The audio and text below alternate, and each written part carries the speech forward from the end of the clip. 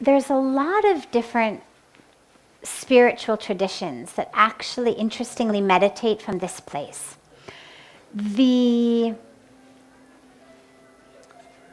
A lot of the lineages within the Buddhist tradition do. In Tai Chi, it's also considered the main energy center of the body. The Dalai Lama evidently meditates from that place. It's an energy center that is seen as really the center of the energy of the core of the self. But we bring it up to our third eye center, and again the question becomes, well, why not all the way? But the meditation is a meditation that brings us into this place of opening the third eye.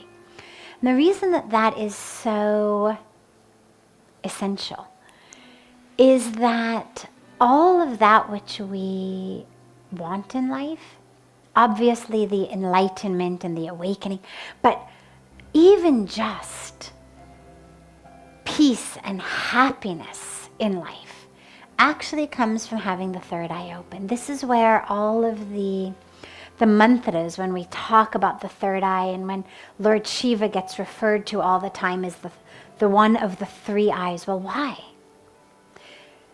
This is the eye, the Agya Chakra, is actually the eye that allows us to see the divine. And so it's the energy center of the power of discrimination. Now, a lot of us, when we think of discrimination, we think of like black and white, pretty and and ugly and whatnot. Not that type of negative discrimination, but the actual discrimination that enables us to see truth from falsehood. So these two eyes see form. We're going to call that falsehood. Meaning, it's not an optical illusion. It's not that my eyes are playing tricks on me. You actually are sitting there in front of me. I know that. In form. So the eyes aren't playing tricks. They're just doing the best that as physical eyes they can do, which is to see form. But they can't see content. They can't see spirit, they can't see soul, they can't see energy, they can't see consciousness, they can't see oneness, they can't see divinity. And so when we talk about discrimination, it's the ability to see the truth rather than falsehood. And that's, when we pray, "Oh Lord," right? "Lead us from darkness to light, from falsehood to truth, from death to immortality." That falsehood to truth is not from the lies that people tell to the truth that people tell.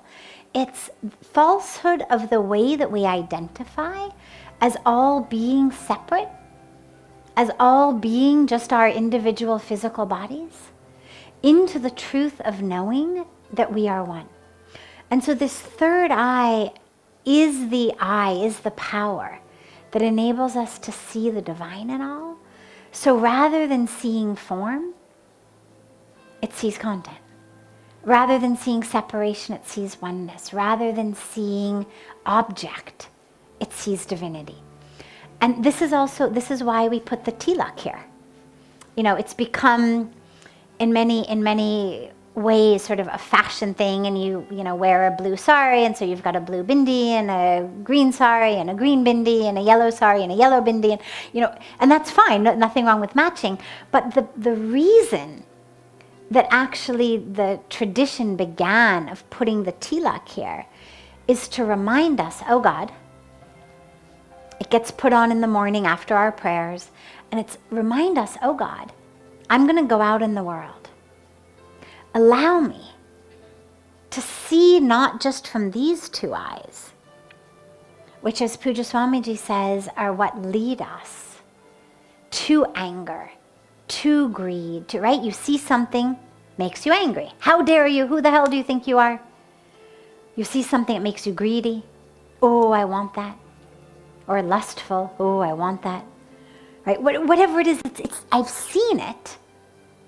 And therefore, I now have anger, lust, greed.